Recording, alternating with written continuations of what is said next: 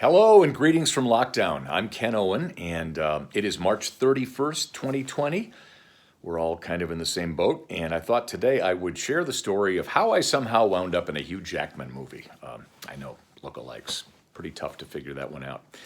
But Liz Berry, Shotsline, who used to be my co-anchor when I was in Fort Wayne, Indiana doing the news, let me know in February of 2019 that she and her husband Mike were watching a movie, The Front Runner, and I popped up. I had no idea how that could have happened. She sent a little video clip, which I will share right now.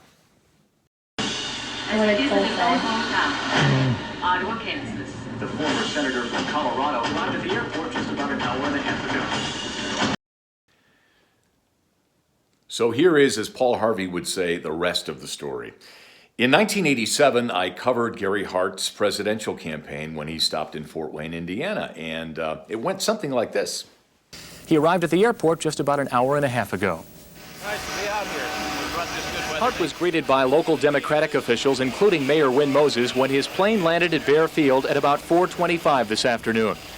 Well, several years later, I put that clip on YouTube. It was probably about like 2010, and that's where Jason Reitman, who directed the film, found it. His producers found it and stuck it in the film as kind of a historical piece. Which is really cool because, you know, you put something on YouTube and you don't know what's going to happen to it. We're talking right now through the medium.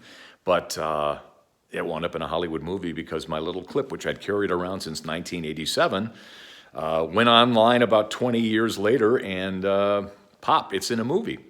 I run a lecture series at my alma mater, DePauw University in Greencastle, Indiana. And in 2010, right after Up in the Air was up for an Oscar, I had Jason Reitman to campus to deliver a speech and spent the day with him. And he's a great guy, very funny, very great with the kids. Who'd have thunk that 8 or 9 years later, without him knowing it, and certainly without me knowing it, I'd pop up in one of his movies. And people have asked me if I got royalties, if I got a credit, if I'm a member of the Screen Actors Guild because of my appearance, quote-unquote appearance. Nah. I was very surprised, and I thank Liz for letting me know it was out there because I never would have known. Actually, I probably would have because I own the movie. It's still in shrink wrap. I need to watch it, and especially with this virus thingy-ding, it'd be a good time to do it. Anyway, I'm going to say goodbye to you right now, but for your enjoyment or historical value or whatever it is, here is the 1987 clip that was nicked by Jason Reitman, Gary Hart in Fort Wayne, Indiana. Have a great day and stay safe, friends. The man who is considered to be the leading contender for the 1988 Democratic presidential nomination is in Fort Wayne tonight. Gary Hart, the former senator from Colorado, has come to the Summit City for a pair of Democratic fundraisers. He arrived at the airport just about an hour and a half ago. Nice to be out here. Hart was greeted by local Democratic officials, including Mayor Win Moses, when his plane landed at Bear Field at about 4:25 this afternoon. Just a few minutes later, he met with local reporters. Hart says although the Iranian arms controversy has cast a shadow on President Reagan and the Republican Party, he does not think it will be a major issue in the 1988 campaign. I think the scandal is a very serious setback for our country. I've strongly advised our party not to try to capitalize on it politically, because it would